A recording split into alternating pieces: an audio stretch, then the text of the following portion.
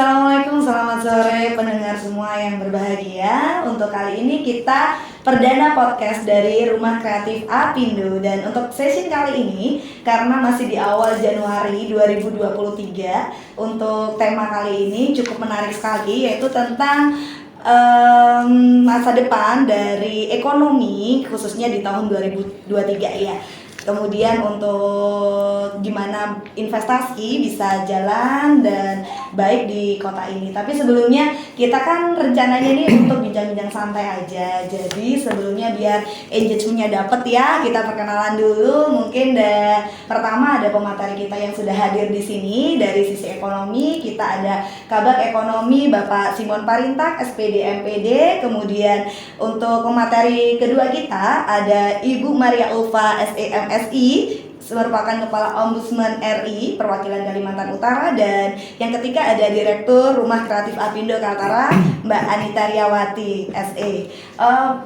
Baiklah para pemirsa semuanya, kita mulai diawali dari Kabag Ekonomi Bapak Simon Parintak. Silakan Bapak untuk memperkenalkan diri terlebih dahulu dalam acara kita perdana.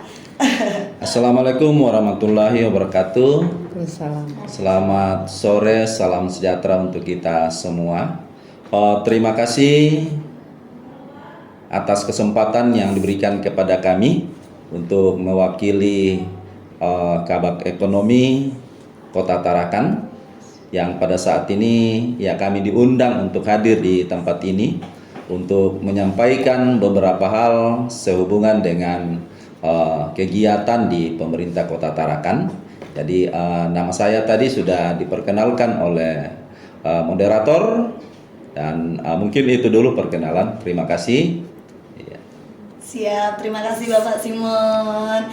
Kemudian dari Ibu, silakan Ibu Ulfa ya Bu ya. Siap, boleh memperkenalkan diri kembali Ibu. Baik, makasih Mbak, tadi lupa Arin. Mbak Arin, Siap. makasih sudah memberikan kesempatan. Yang saya hormati Kabag Ekonomi Pemkot Tarakan, dalam hal ini diwakili oleh Bapak Simon, kemudian Ibu Anita selaku Direktur Apindo Kaltara, dan Mbak Arin selaku MC ya atau moderator pada pertemuan ini. Assalamualaikum warahmatullahi wabarakatuh. Para pendengar atau penikmat podcast ya, podcast perdana Apindo ini, perkenalkan saya Maria Ulfa, Kepala Perwakilan Ombudsman RI Kaltara yang mulai bertugas per 1 Juli 2022. Pada kesempatan ini tentu saya memanfaatkan waktu di sini silaturahmi baik secara langsung dengan Bapak Simon, Mbak Arin, Ibu Anita, dan juga para penikmat podcast Apindo Kaltara ini. Selamat sore, salam sehat dan salam sejahtera untuk kita semua. Semoga pertemuan kita ini bukan hanya silaturahmi, tetapi akan mewujudkan sinergitas itu dalam hal terkait dengan mungkin seperti apa ya harapan ekonomi Kota Tarakan mungkin di tahun 2023 ini. Itu mungkin sebagai awal penyambutan ataupun yang arahan atau ya dari kami Ombudsman RI Kalimantan Utara. Terima kasih Ibu Ulfa. Dan selanjutnya mulai perkenalan dari Mbak Arita sendiri selaku Direktur Rumah Apindo nih. Iya, terima kasih ya Mbak Arin sebagai hostnya Rumah Kreatif ya Apindo Kaltara, dan saya sebagai tuan rumah dari mungkin perdana kita launching untuk Rumah Kreatif. Saya terima kasih Pak, mungkin dengan Pak Simon Parintak sebagai Kabag Ekonom untuk Pemkot Tarakan, dan Ibu Ulfa sebagai pimpinan dari Ombudsman ya. Ya harapan saya sih mungkin ya ke depan ya paling tidak kita bisa satu sinergi. Mungkin perkenalan saya yang dari untuk Rumah Kreatif, dan ke depan ini Rumah Kreatif bisa menjadi suatu wadah untuk baik dari pemerintah maupun pelaku usaha. Mungkin dari perkenalan dari saya awal itu dulu. Iya, terima kasih sekali, sangat menarik untuk pemateri kita hari ini. Dan pembahasan kita kali ini cukup menarik juga karena kita akan melihat outlook investment ekonomi 2023 khususnya di Kota Tarakan. Mungkin diawali dari kabar ekonomi ya Mbak ya, karena akhir-akhir ini isu yang mulai muncul Bu, bahwa Indonesia di tahun 2023 itu digiring ke masa-masa resesi gitu kan. Tapi kita dilihat lagi di Kota Tarakan, apakah resesi ini akan terjadi atau bahkan di Indonesia gitu kan. Kita sudah melihat bagaimana sih pertumbuhan ekonomi di Kota Tarakan tentunya. Jadi mungkin secara detail akan dijelaskan oleh Kabag Ekonomi Bapak Simon. Monggo Bapak dipersilahkan. Iya, terima kasih. Kami akan menyampaikan tentang permasalahan ekonomi yang ada di Kota Tarakan. Ya, tahun 2022 ini merupakan tahun yang tidak mudah bagi Kota Tarakan maupun secara nasional, karena di tahun tersebut merupakan masa-masa pemulihan setelah pasca pandemi. Di tahun 2020 dan tahun 2021, pemerintah dengan beberapa program berhasil menyelesaikan tantangan itu dengan sinergi dan benar-benar melaksanakan kebijakan yang dipandang urgen dan menjadi prioritas. Terbukti ekonomi Kota Tarakan tahun 2021 sebesar 4,02. Jika dilihat dari beberapa indikator makro, tren tahun 2022 ini, pertumbuhan ekonomi mengalami peningkatan nampak pada laju PDRB di tahun 2022. Kalau kita melihat di pertumbuhan ekonomi di grafik ini, perekonomian Kota Tarakan mengalami fluktuasi semenjak terjadinya gejolak perekonomian global yang berdampak pada perekonomian nasional dan daerah, tak terkecuali Kota Tarakan. Perekonomian Kota Tarakan dalam kurun waktu beberapa tahun terakhir mengalami peningkatan hingga mencapai 7,95% di tahun 2016. Namun pertumbuhan ekonomi Kota Tarakan mengalami kontraksi 2 tahun berturut-turut dari tahun 2017 sampai hingga tahun 2019. Hal ini disebabkan oleh guncangan yang terjadi pada perekonomian nasional. Perang dagang menjadi masalah utama saat itu. Cina dan Amerika AS sebagai dua kekuatan ekonomi dunia tengah berperang. Hal ini membuat negara lain mendapat sentimen buruk dalam proses ekspor impor. Secara umum, kinerja perekonomian nasional sepanjang tahun 2027 bergerak stagnan imbas dan dari pengetatan moneter di sejumlah negara dan isu geopolitik. Pertumbuhan ekonomi hanya mentok pada 5,5%. Meski asumsi dalam anggaran pendapatan dan belanja negara yang sebesar 5,2%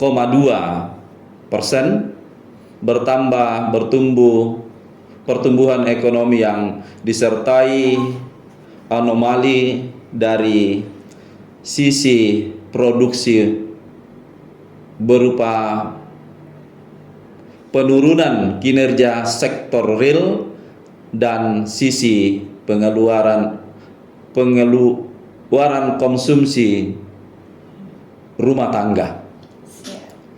Penyebab menurunnya daya beli masyarakat, walaupun demikian pertumbuhan ekonomi Kota Tarakan mengalami progresif di tahun 2019 dengan peningkatan sebesar 0,4 poin.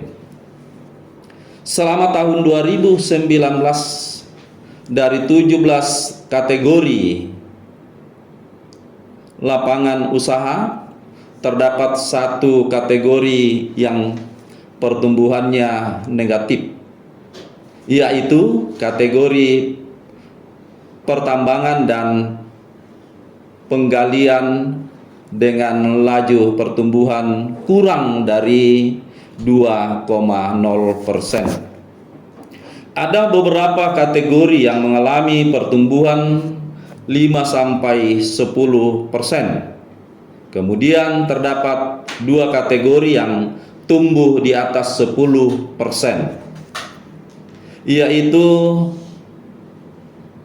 kategori konstruksi, jasa kesehatan dan kegiatan sosial yang bertumbuh sebesar 12,25 dan 11,02%.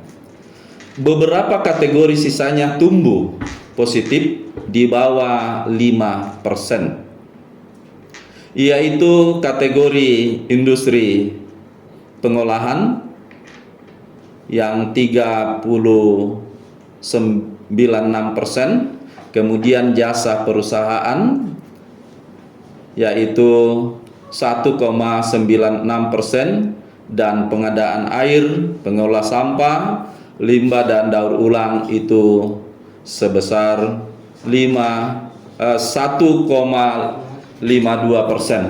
Siap Bapak. Secara detail ini kan sudah dijelasin Bapak ya, untuk pertumbuhan ekonomi secara umum di Kota Tarakan ini sudah mengalami cukup baik, cukup signifikan untuk beberapa sektor, utamanya dari 17 sektor yang disampaikan Bapak tadi, hanya ada satu sektor yang negatif, itu di tahun 2019 dan tahun 2020. Dan di tahun 2021 geliat dari aktivitas pertambangan udah mulai muncul lagi nih. Jadi di situ Pak kelihatan lagi ya Pak ya, untuk kegiatan ini pasti tidak lepas dari program-program yang dilakukan oleh pemerintah. Dengan kondisi pertumbuhan ekonomi saat ini di Tarakan, kira-kira faktor apa aja yang mempengaruhi pertumbuhan ekonomi di Kota Tarakan Bapak? Iya, baik. Jadi ada beberapa indikator makroekonomi yang menjadi urgentitas diperhatikan oleh pemerintah karena secara langsung akan berdampak pada kesejahteraan masyarakat. Salah satunya yaitu inflasi, pertumbuhan ekonomi, kemiskinan, pengangguran terbuka, dan UMK saat ini di Kota Tarakan berhasil mengendalikan inflasi yang cukup signifikan. Inflasi tahun 2022 ini sebesar 3,9,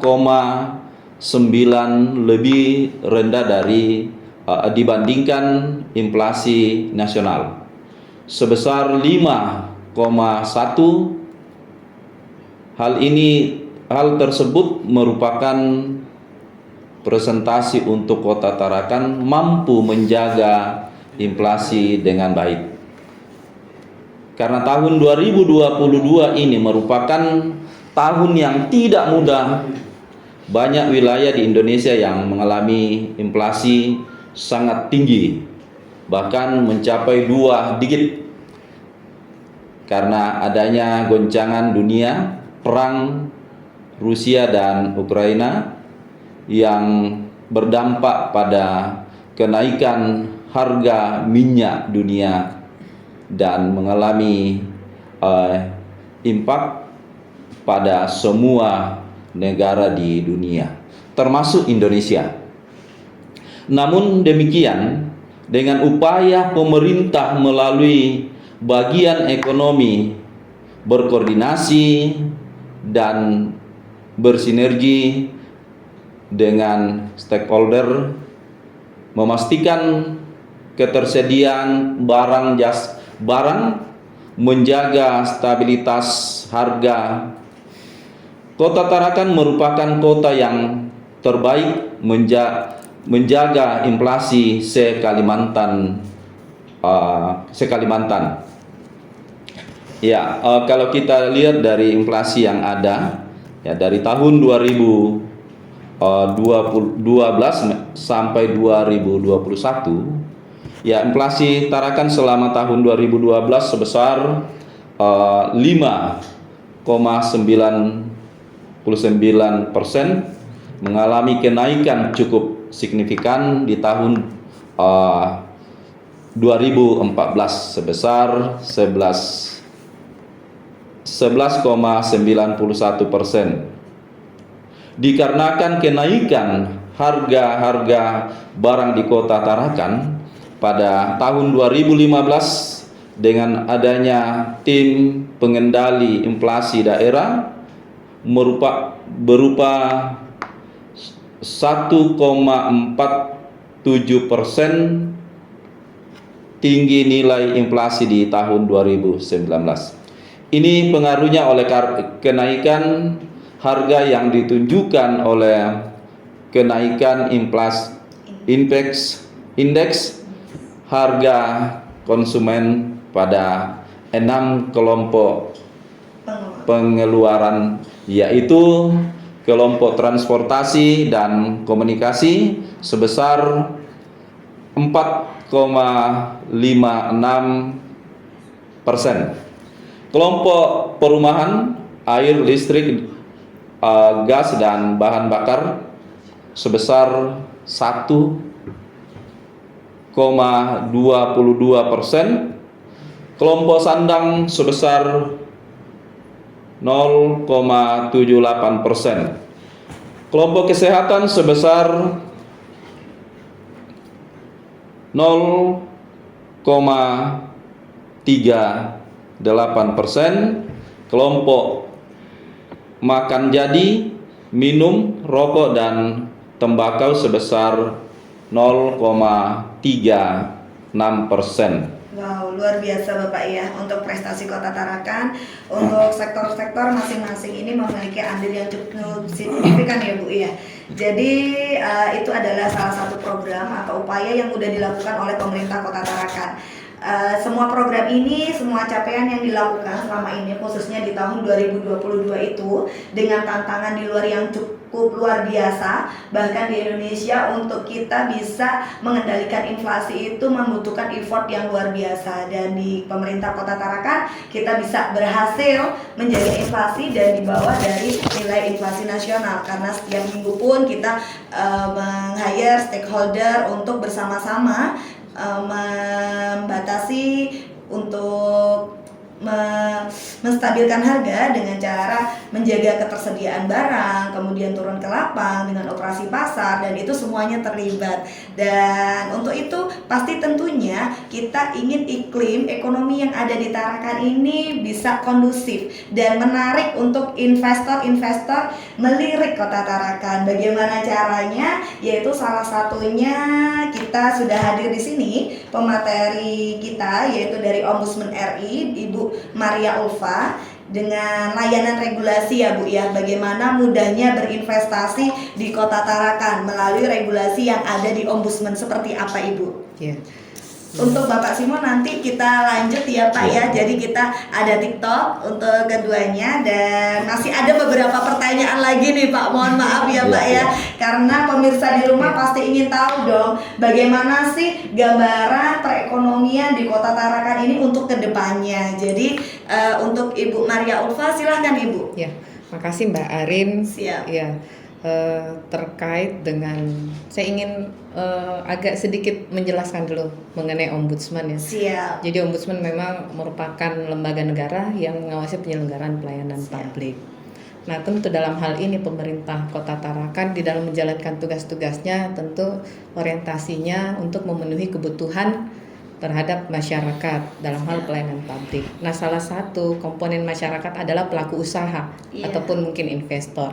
Nah, penjelasan dari Pak Kabag Perekonomian tadi terkait dengan adanya tren perbaikan lah ya atau peningkatan yang cukup signifikan khususnya mungkin di 2 tahun terakhir ini yang menunjukkan bahwa kondisi perekonomian yang ada di Tarakan ini jauh lebih baik dari tahun-tahun sebelumnya. Dan tentu hal ini mungkin tidak terlepas dari adanya regulasi-regulasi yang memudahkan iklim berusaha atau investasi yang ada di Tarakan. Dan Ombudsman sebagai lembaga negara yang mengawasi penyelenggaraan layanan publik tentu harus memastikan atau mengawasi pelayanan yang diberikan oleh penyelenggara, dalam hal ini pemerintah Kota Tarakan, terkait dengan izin atau ya izin usaha ataupun investasi tentu harus ada kepastian gitu. Nah, dan dengan adanya kepastian maka salah satu outputnya adalah itu tadi mereka lebih mudah mendapatkan izin usaha, namun sesuai dengan ketentuan-ketentuan gitu. Dan dengan jalannya usaha mereka yang mengacu pada ketentuan-ketentuan, ya tentu akan berdampak pada perekonomian di Kota Tarakan ini. Nah, sebagai pengawas penyelenggaraan pelayanan publik, tentu kami melihat terkait dengan regulasi yang dikenakan atau diberlakukan terhadap perorangan individu ataupun kelompok-kelompok tertentu di dalam memohon atau mengajukan izin usaha atau investasi. Nah, ada beberapa hal yang perlu diperhatikan atau mendapat atensi oleh pemerintah Kota Tarakan terkait dengan usaha, yaitu ya pertama ada standar-standar yang menjadi acuan yang harus ditetapkan oleh pemerintah Kota Tarakan dalam hal menjalankan usaha. Kemudian selain standar-standar yang harus ditetapkan oleh pemerintah Kota Tarakan terkait dengan syarat di dalam berusaha gitu atau misalnya berinvestasi, yang pemerintah Kota Tarakan juga harus menjamin bahwasanya dengan berinvestasi atau menjalankan usaha di Kota Tarakan ini tidak akan dipersulit, namun juga tidak juga harus melanggar ketentuan gitu. Nah, itulah fungsi dari Ombudsman, mengawasi penyelenggaraan pelayanan publik, dalam hal ini pelayanan publik yang dibutuhkan oleh pengusaha mungkin ya, baik itu skala mikro, kecil ataupun menengah bahkan besar gitu. Nah, karena dalam penyelenggarannya tentu mereka harus mendapat kepastian gitu. Dan disinilah peran Ombudsman mengawasi penyelenggaraan pelayanan publik. Dalam hal ini pengusaha-pengusaha ini membutuhkan layanan apa sih? Ketika misalnya mereka mengajukan izin, taruhlah di misalnya yang leading sektornya di PTSP, izin usaha gitu. Nah, mereka ini harus disampaikan bahwasanya syarat terkait dengan izin menjalankan usaha adalah ini gitu. Dan ini yang harus dimiliki oleh penyelenggara ya, taruhlah misalnya PTSP. Mereka harus menyampaikan secara informatif, transparantif hal-hal yang menjadi syarat di dalam menjalankan usaha. Kemudian selain menyampaikan persyaratan ya tentu harus transparan juga terkait dengan jangka waktu kelarnya izin tersebut gitu. Selain terkait dengan jangka waktu dan syarat, tentu harus jelas prosedurnya. Karena perlu diingat bahwa ruang lingkup pelayanan publik bukan hanya pada barang dan jasa saja, tetapi juga administratif. Mereka yang bermohon misalnya di PTSP tentu membutuhkan satu produk mungkin yang terkait dengan produk izin usaha. Nah, di dalam bermohon produk izin usaha ini tentu melalui beberapa tahapan-tahapan. Tahapan-tahapan inilah yang disebut mungkin prosedur, dan dalam setiap tahapan itu ada penanggung jawabnya. Selanjutnya, selain persyaratan, jangka waktu ataupun prosedur, hal yang harus dipastikan juga adalah terkait dengan biaya atau tarif yang harus mungkin dikeluarkan oleh si pemohon layanan publik dalam hal ini yang ingin berusaha. Nah, baik itu tarif atau biaya yang dikenakan, baik itu mungkin gratis atau misalnya 0 rupiah, itu harus tetap disampaikan. Melihat kondisi sekarang dengan kemajuan teknologi, tentu diharapkan ada inovasi-inovasi dari penyelenggara pelayanan publik, misalnya dengan pemanfaatan digitalisasi.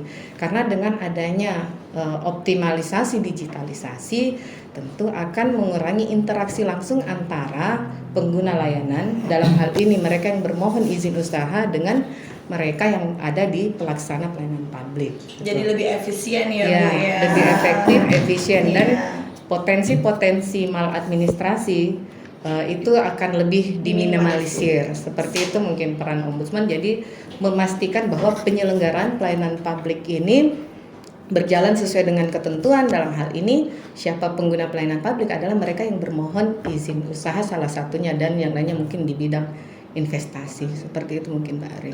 Siap. Jadi peran dari ombudsman ini sangat luar biasa sekali, bahwasanya tidak ada sendiri-sendiri. Jadi untuk kita di semua masyarakat Kota Tarakan itu saling sinergi, saling terhubung ya. Dari pihak pemerintah kita mengeluarkan regulasi dan kita mengeluarkan program-program dengan pengawasan dari ombudsman, kemudian mempercepat para investor-investor untuk bisa berinvestasi di Kota Tarakan dengan aman dan nyaman, tentunya dengan regulasi-regulasi yang ada, dengan izin operasional yang sudah ada. Dan di sini kita sudah hadir pemirsa semua, yaitu dari Direktur Rumah Kreatif Apindo, Mbak Anita, di mana dalam hal ini apa saja sih sebenarnya yang dilakukan oleh Rumah Kreatif Apindo ini bersama stakeholder, dalam hal ini pemerintah, yang gunanya adalah untuk membantu nih geliat pertumbuhan ekonomi di Kota Tarakan. Jadi seperti apa? Ya, jadi terima kasih ya Mbak Arin. Saya memang lagi berpikir tentang apa sih yang kita mau ngapain di 2023 gitu ya. Makanya saya menggagaslah timbullah Rumah Kreatif, karena saya lihat perkembangan dengan peningkatan ekonomi yang sangat signifikan hampir setiap tahun, yang saya lihat bahwa kita butuh bahwa anak-anak muda, generasi muda yang akan datang ini, bahwa mereka harus bisa juga diberikan peluang untuk berusaha seperti itu. Makanya saya membentuk suatu wadah Rumah Kreatif, di mana nanti ya mungkin sebagai suatu peluang untuk mereka bisa kita dampingin, kita lakukan pembinaan dan pelatihan untuk membangun mungkin ya UMKM kecil seperti itu. Dan saya lihat potensi sebetulnya di Kaltara, khususnya di Tarakan ini sangat besar gitu, sangat besar sekali. Saya lihat adik-adik kita ini, kita butuh pembinaan buat mereka seperti itu. Makanya saya sangat berharap dengan saya bisa mendirikan Rumah Kreatif ini, dengan mungkin dibantu dengan pemerintah maupun dari Pemkot dan ombudsman yang sifatnya regulasi, yang ini yang bisa satu sinergi lah, baik itu dengan pelaku usaha maupun dengan pemerintah seperti itu ya mungkin dari saya itu Mbak, seperti ya saya akan melakukan pembinaan. Harapan saya untuk anak-anak generasi muda ini gitu ya, harapannya untuk ya anak-anak muda, yuk kita bareng bikin bentuk wadah, kita usaha UMKM mulai, karena potensi Kaltara khusus Tarakan ini sangat besar seperti itu. Ya, terima kasih Ibu Dirut ya. Jadi memang program-program yang sangat menarik dan bagus sekali untuk stimulus pertumbuhan ekonomi di Kota Tarakan dengan berbagai lini, dari sektor pemerintah, dari pengawas, dari ombudsman, dari pihak yang berkaitan langsung, yaitu bagaimana Apindo melalui Rumah Kreatif Apindo berusaha memberikan peluang-peluang ke anak muda biar lebih kreatif, bisa berdaya saing, dan kita bisa survive di tahun 2023 ini. Kembali lagi pemirsa hadirin semuanya, untuk selanjutnya yaitu ketika kita ingin survive nih, tentunya ada program-program yang sudah dicanangkan oleh pemerintah Kota Tarakan ya. Dalam hal ini kira-kira adakah program-program yang menyentuh langsung ke masyarakat yang nantinya tetap akan dijalankan Bapak di tahun 2023 ini? Iya, terima kasih. Tentunya pemerintah Kota Tarakan pasti ada program-program yang akan menyentuh dengan masyarakat. Ya, selaku fungsi koordinasi bagian ekonomi melalui tugas dan fungsi tetap menjalankan program utama, yaitu menjaga inflasi. Dengan terjaganya inflasi, maka stabilitas harga bahan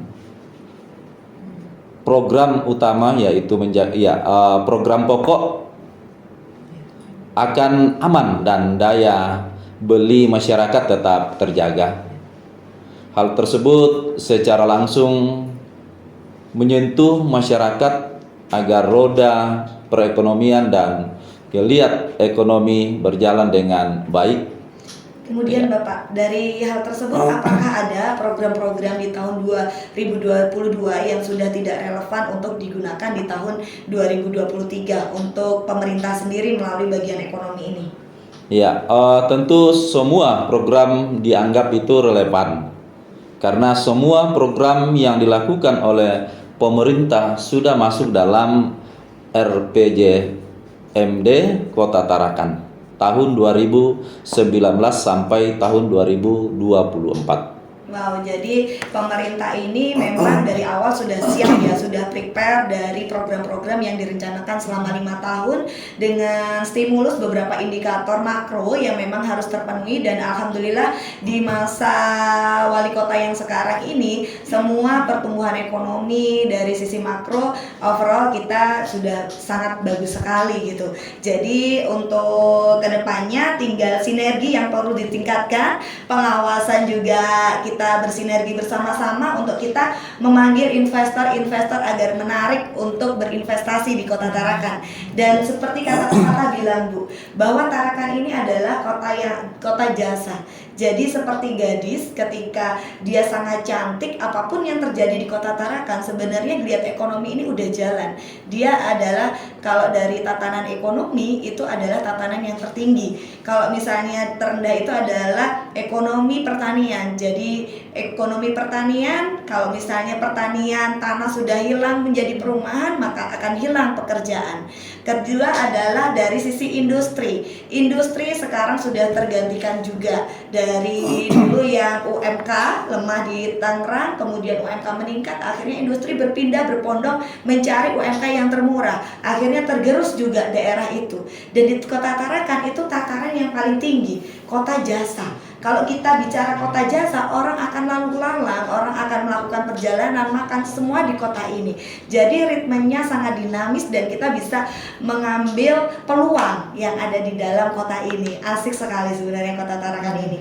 Kemudian lanjut izin Bapak untuk mengingat kembali tadi yang awal tema kita ya, bagaimana mengingat isu resesi tentang pendapat pemerintah Kota Tarakan sendiri Pak. Iya, jadi ya. Dibalik. Ya, jadi isu ini dalam ekonomi resesi diartikan sebagai kondisi perekonomian suatu negara yang memburuk, terlihat dari PDRB atau produk domestik regional bruto, ya, suatu wilayah yang negatif, pengangguran meningkat maupun pertumbuhan ekonomi rilis bernilai negatif selama 2 kuartal pertumbuhan turun. Jika diteliti dari pengertian tersebut serta isu yang dimunculkan bahwa tahun 2023 akan terjadi resesi, namun kami pemerintah Kota Tarakan yakin bisa menghadapi tantangan tersebut. Pemerintah baik pusat maupun dengan daerah tidak tinggal diam. Terbukti di tahun 2022 pemerintah pusat melalui Kementerian Dalam Negeri selalu berkoordinasi instan dengan pemerintah daerah, bersama-sama bersinergi menjaga inflasi dan ketersediaan barang-barang dengan mengarahkan peningkatan produksi pangan, ya, meningkatkan kerjasama antar daerah, konektivitas antar wilayah, ya. Jadi ketika isu tersebut ditanggapi dengan positif dan masyarakat tidak meyakini, Indonesia akan berhasil menghadapi tantangan tersebut. Wow, luar biasa ya optimisme dari pemerintah Kota Tarakan bahwa sebenarnya resesi ini kan menjadi isu ya. Ketika kita meyakini ada dua hal, yaitu ketika resesi ini merupakan dampak atau resesi. Jadi bisa jadi yang kita akan hadapi itu adalah resesi. Jadi belum terjadi resesi, orang sudah takut terlebih dahulu. Itu yang membahayakan. Dan kita di Kota Tarakan kita yakini dengan sinergitas yang ada, kemudian stimulus pertumbuhan yang baik, kemudian kita lihat daya beli masyarakat ya. Kalau kita lihat perkembangan kafe-kafe di Kota Tarakan udah mulai tumbuh, kemudian ada bioskop, itu adalah real bahwa ekonomi Kota Tarakan ini tumbuh dengan positif, dan kita yakin bahwa resesi ini tidak akan terjadi di Kota Tarakan. Dengan asumsi secara bersama-sama kita bekerja sama, kita berpegangan erat antara pemerintah pusat dan pemerintah daerah. Namun demikian kita juga tidak boleh lalai. Kita harus sesuai dengan program-program yang dicanangkan, sesuai dengan tugas dan fungsi sebagai pengawas ombudsman Ibu. Dan untuk direktur mungkin lebih kreativitas, peluang apa yang bisa kita lakukan secara bersama-sama. Untuk lanjutnya lagi saya menanyakan ke Ibu Ulfa ya Bu ya, terkait bagaimana evaluasi yang didapatkan oleh ombudsman berdasarkan laporan-laporan yang masuk Bu. Ini contoh real misalnya apa yang sudah dilakukan dan membantu para investor untuk bisa berkontribusi di Kota Tarakan. Seperti apa Ibu? Makasih Mbak Arin. Ya, suatu kondisi perekonomian dalam satu wilayah, baik itu misalnya peningkatannya ataupun terjadi penurunan, ini menjadi tantangan kita bersama. Siap. Dari sisi penyelenggara maupun pengawas pelayanan publik dan juga para stakeholder lainnya yang mendukung perekonomian dalam satu wilayah tersebut. Nah, mengenai terkait dengan keluhan-keluhan masyarakat, khususnya dalam hal ini saya ingin lebih spesifik dalam hal ini pengguna pelayanan publik ya, yang bermohon terkait dengan izin usaha. Berdasarkan data di ombudsman, beberapa yang menyampaikan laporan itu sifatnya masih konsultasi di ombudsman terkait dengan sebenarnya yang masyarakat khawatirkan ini adalah dampak dari adanya kegiatan investor gitu terhadap mungkin misalnya di pemukiman gitu, di mana investasi yang dilakukan itu berada di lingkungan pemukiman masyarakat. Itu yang kami terima biasanya konsultasi. Nah, berbicara tentang aktivitas investor, ya tentunya harus mengacu pada ketentuan yang ada. Sebelum mungkin menjalankan sebuah usaha yang besar, ya tentunya ada persiapan terlebih dahulu. Persiapan ini yang seharusnya dikontrol oleh penyelenggara pelayanan publik, taruh dalam hal ini misalnya pemerintah Kota Tarakan.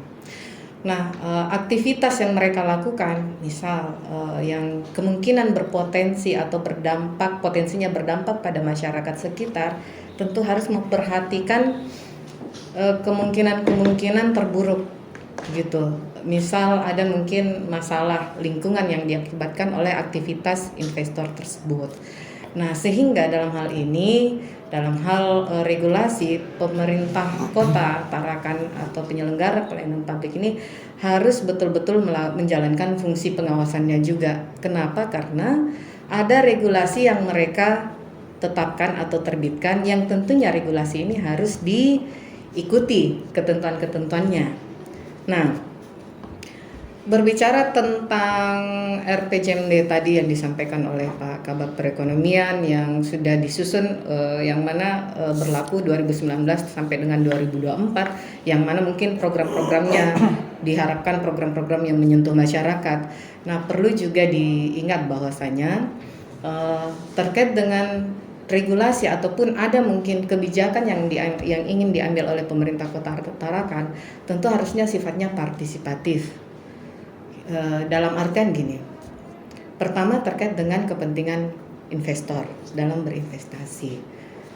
Mereka selaku user juga, sehingga ketika mengambil kebijakan atau regulasi harusnya mendengarkan dulu apa sih kebutuhan para investor ini, gitu, di dalam berinvestasi begitu. Kenapa? Karena kebijakan yang disusunkan untuk mereka juga, gitu. Selain dijalankan ya tentu ada benefit bagi pemerintah kota juga.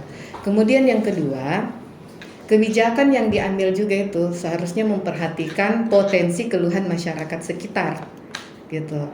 Kemungkinan dampak yang akan diakibatkan oleh aktivitas investasi ataupun investor tersebut, sehingga kebijakan yang disusun itu partisipatif di sini dalam hal mencakup dari sisi investor dan juga masyarakat. Jadi semua memang harus diperhatikan secara komprehensif, gitu. Baik dari sisi investor supaya apa? Investor juga tidak, maksudnya jangan sampai misalnya ada keluhan-keluhan masyarakat yang akhirnya membuat investor merasa tidak nyaman, akhirnya mereka misalnya angkat kaki dari kota ataupun kabupaten tempat mereka berinvestasi. Namun pemerintah selaku penyelenggara di sini harusnya kan memang juga menjalankan fungsi mediasi ya, jembatan antara masyarakat yang kemungkinan terkena dampak dengan adanya aktivitas investor.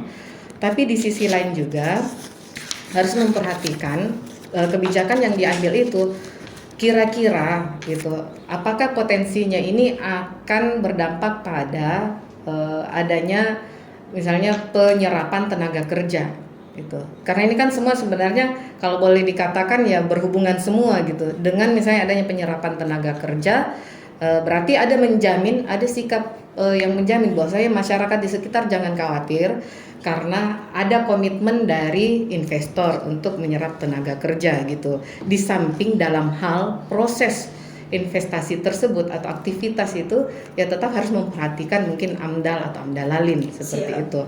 Nah, ini yang mungkin yang perlu diantisipasi. Masyarakat sejauh ini memang sering berkonsultasi di Ombudsman terkait dengan kekhawatiran mereka akibat mungkin aktivitas usaha ataupun investasi. Nah, pemerintah dalam hal ini yang telah menyusun kebijakan atau regulasi itu tadi pertama harus partisipatif sifatnya. Partisipatif ini dengan memperhatikan kepentingan investor atau pelaku usaha dengan masyarakat. Yang kedua kira-kira dampak ekonominya terhadap masyarakat gitu. Untuk menjamin bahwasanya dengan adanya kegiatan investor atau usaha ini tentu akan jangka panjangnya gitu akan mungkin meningkatkan gitu perekonomian masyarakat Kota Tarakan, khususnya mungkin terkait dengan ekonomi rumah tangga mereka, seperti itu mungkin Mbak Arin. Ya, wow, luar biasa sekali ya. Bahwa kalau kita bicara tentang ekonomi itu tidak hanya terkait bagaimana investor bisa masuk atau masyarakat bisa terlayani, dan satu inti akhirnya apa? Kesejahteraan. Betul. Bahwa kita adalah menginginkan kesejahteraan masyarakat di mana gini rasio atau ketimpangan pendapatan itu tidak terlalu tinggi dan semua masyarakat bisa sejahtera di kota ini. Dengan Mbak Anita lagi saya ingin bertanya untuk menangani peluang-peluang yang ada ya, tadi ceritanya kita ingin mensejahterakan juga untuk anak-anak muda bisa memiliki passive income di dalam wadah ini. Tahun 2022 bagaimana evaluasi bagaimana tahun 2023 ini menurut Apindo jalur investasi yang bagus yang bisa dilakukan di Kota Tarakan ini seperti apa, Mbak? Ya, jadi gini, kalau saya lihat dari kenaikan tren yang ekonomi yang sudah berjalan di Tarakan, sebenarnya potensi Tarakan itu sangat besar. Bahkan Tarakan ini saya bisa mengatakan bisa jadi Batam kedua, gitu loh. Cuman kembali permasalahannya kepada kita, SDM-nya siap nggak, gitu loh kan? Karena gini, kemarin ya saya dengan Ketua Apindo tuh udah ketemu dengan Komjen Filipina dan juga termasuk Perdana Menteri Malaysia, kita juga, dan mereka datang ke sini, kita senang ya, welcome. Artinya apa? Tarakan ini adalah garis gerbang, jadi bukan hanya mungkin Kaltara, mungkin provinsi lain itu yang berbatasan dengan negara-negara luar, itu adalah sebenarnya momen yang sangat bagus gitu loh untuk berinvestasi. Nah, kenapa saya bilang Tarakan ini bisa jadi Batam kedua, Mbak Arin? Karena gini, kita berbatasan dengan negara seberang ya, negara Malaysia gitu loh. Artinya apa? Potensi sumber daya yang ada di Tarakan ini banyak loh peluangnya, Bu. Artinya mulai dari perikanan kita punya, pertanian, sektor pertanian juga kita punya gitu loh. Nah, tinggal kita ibaratnya barter ya terhadap negara-negara itu. Nah, selama ini yang terjadi di Tarakan adalah bahwa kita PAD itu nggak pernah masuk di Tarakan, selalu harus lewat Surabaya atau Makassar nih. Ini yang agak repot nih ya. Ini yang agak repot karena apa? Ekspor kita hanya batu bara yang lewat Tarakan. Sisanya sektor pertanian dan sektor perikanan itu lebih banyak di Surabaya. Kenapa gitu kan? Nah, karena kita kurang mungkin dari segi fasilitas ya, Mbak Arin ya, seperti pelabuhan ya. Sekarang kan kita ini kan diarahkan dengan percepatan perkembangan. Kita punya momen satu adalah IKN, bahwa Kalimantan adalah titik ukur ke depan nanti menjadi IKN, dan efeknya, impactnya itu ke Kaltara juga seperti itu, dan itu sebetulnya peluang. Terus Kaltara sendiri juga punya ground branding yang udah dibuka dengan Pak Jokowi di 21 Mei 2021 kemarin ya Bu ya, tentang kawasan industri park yang mungkin jangka waktu pembangunannya 5 sampai 10 tahun. Sebenarnya kan jangka panjang. Tapi sebenarnya kita ada di depan mata nih. Depan mata kita nih sebenarnya iya, fasilitas yang kita ada ini pelabuhan Tarakan, yang kenapa kita nggak naikkan tingkat hubnya gitu kan? Karena apa? Tarakan dengan, kalau saya survei, Tarakan dengan Malaysia itu kalau kita bawa naik kapal laut untuk kontainer aja itu hanya 14 jam, ketimbang kita harus membawa kontainer barang-barang kita yang untuk ekspor keluar lewat Surabaya 3-5 hari, bahkan bongkar dulu, nunggu lagi di Surabaya, dan kita harus staffing lagi seperti itu, dan nanti baru bisa dimuat di kontainer ekspor seperti itu, dan itu bisa makan waktu sampai sebulan seperti itu, dan itu jarak cost-nya sangat jauh sekali gitu loh.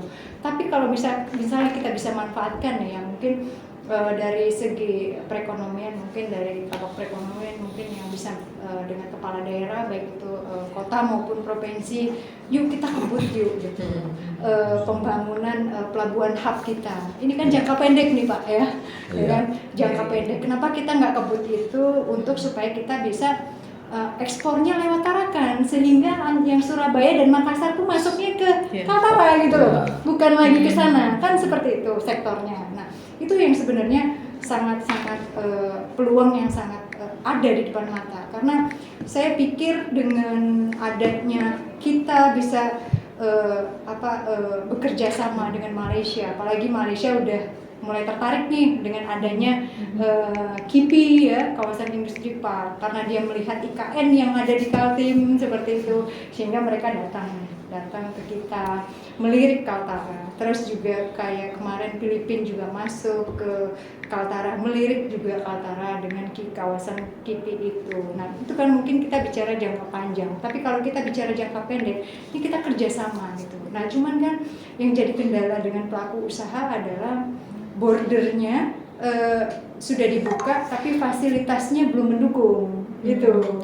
Nah, mungkin nanti bisa dibantu mungkin dari pemerintah, dari Kapak Perekonomian maupun dari Ibu ya terkait hal ini. Sebenarnya dari pelaku usaha baik kami dari Rumah Kreatif maupun dari Apindo, sebenarnya harapannya adalah ke depan itu kita bisa bekerja sama dengan negara luar, dalam arti kita bisa memasukkan negara-negara luar untuk bisa barter barang-barang itu ya, berinvestasi. Jadi kita ekspor impor dengan mereka seperti itu ya. Kayak Batam kan dia bebas Pak biaya masuk, tapi ketika keluar Batam itu udah biaya keluarnya udah harus kena kan gitu. Kenapa kita tidak berlakukan Kaltara seperti itu? Kan kurang lebih kalau Batam bisa, kenapa Kaltara tidak bisa? Kan seperti itu. Mungkin dari saya itu Mbak sebagai pelaku usaha. Wow, luar biasa sekali ya pemirsa hari ini. Dan nggak berasa waktu sudah menunjukkan pukul 18:05 dan kita harus berakhir karena untuk session ini tidak hanya sekali, karena untuk Rumah Kreatif Apindo ini akan ada dilakukan continue ya Mbak ya, untuk diskusi aktif ini yang harapannya adalah memberikan kontribusi yang cukup positif. Mungkin ada closing statement dari Kabag Ekonomi terkait preventif yang dilakukan oleh pemerintah. Silakan Bapak. Iya, jadi ada beberapa hal yang mungkin kami sampaikan di sini, ya terutama tentang bagian perekonomian. Ya tentu pemerintah ingin berusaha untuk bagaimana mensejahterakan masyarakat yang ada. Ya, pemerintah harus melihat tentang kebutuhan-kebutuhan di masyarakat, sehingga masyarakat boleh menikmati, boleh merasakan apa yang ada di Kota Tarakan ini, sehingga untuk menjalankan aktivitasnya juga ya tentu dia senang ya, karena pemerintah mereka merasa bahwa pemerintah sangat peduli kepada mereka. Ya, mungkin itu yang bisa kami sampaikan. Ya. Terima kasih Bapak, luar biasa ya. Yang penting masyarakat sejahtera dan pemerintah adalah pelayan masyarakat untuk bisa memfasilitasi wadah tersebut. Kemudian dari Ibu Ulfa untuk closing statement hari ini, Ibu. Iya, makasih Mbak Arin. Jadi Ombudsman sebagai lembaga negara yang mengawasi penyelenggaraan pelayanan publik tentunya berharap agar segala bentuk kebijakan, baik itu yang telah ditetapkan atau dikeluarkan oleh pemerintah setempat maupun kebijakan yang diambil, harapannya sih partisipatif gitu. Nah, partisipatif seperti tadi yang kami sampaikan, bukan hanya dari sisi pengguna layanan, dari sisi investor saja, tetapi juga dari masyarakat, sehingga dapat tercipta sinergitas itu antar stakeholder. Dan Ombudsman juga berharap senantiasa bersinergi dengan pemerintah setempat selaku penyelenggara pelayanan publik, dan juga senantiasa membuka diri terhadap keluhan atau pengaduan yang disampaikan oleh masyarakat, mengingat masyarakat ini selaku pengawas eksternal dalam penyelenggaraan pelayanan publik. Mereka dengan melakukan pengawasan, mereka menyampaikan laporan. Jadi salah satu bentuk pengawasan yang dilakukan oleh masyarakat, termasuk para pelaku usaha ya, adalah dengan menyampaikan keluhan ke salah satunya ke Ombudsman. Seperti itu mungkin Mbak Arin. Wah, luar biasa. Dan closing statement mungkin dari Direktur Rumah Kreatif Apindo. Ya, mungkin harapan saya ya di 2023 bahwa ada kejelasan terkait regulasi untuk para pelaku usaha, sehingga ya pelaku usaha ini bisa difasilitasi, dalam arti bukan hanya fasilitas tapi kejelasan hukum terkait regulasi itu juga harus bisa diedukasikan dan disosialisasikan kepada para pelaku usaha, sehingga ini bisa bersinergi antara pelaku usaha dan pemerintah untuk menjalankan ekonomi bersama-sama. Itu sih. Siap, luar biasa sekali ya tema hari ini, dan beri aplaus untuk kita semua. Baik pemirsa, sudah menyaksikan selama 1 jam ini diskusi kita, dan di Rumah Kreatif Apindo dengan bertukar ide dan gagasan kita menjadi lebih beda dan istimewa. Terima kasih, saya Retnodi Arini, kurang lebih mohon maaf atas segala perhatiannya. Terima kasih. Wassalamualaikum warahmatullahi wabarakatuh. Waalaikumsalam. Iya.